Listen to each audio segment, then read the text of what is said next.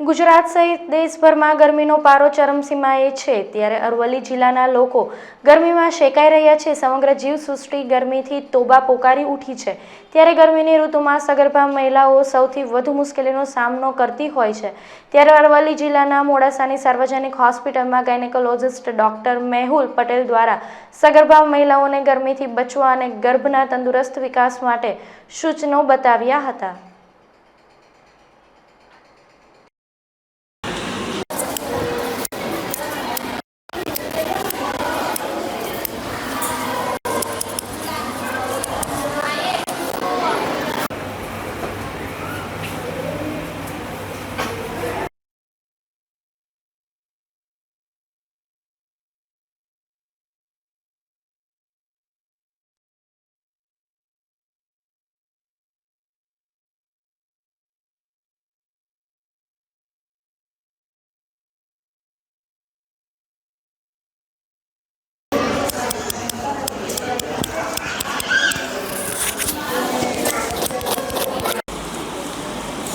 Check for case મલક ચાલુ કરો।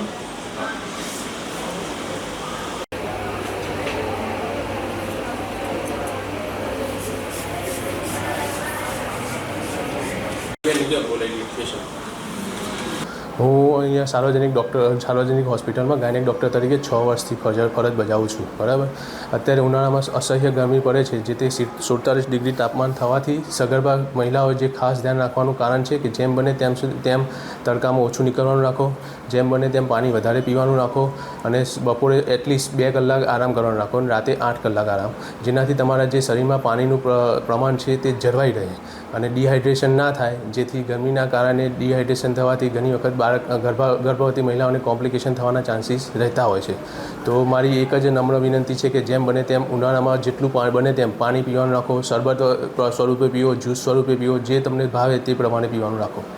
ખોરાક માટે કોઈ ધ્યાન રાખવું પડશે સ્ત્રીઓ માટે? ખોરાક માટે જેમ બને તેમ પાણીવાળા ફ્રૂટો જેમ કે મોસંબી છે, તરબૂચ છે, સકરટેટી છે, તેનો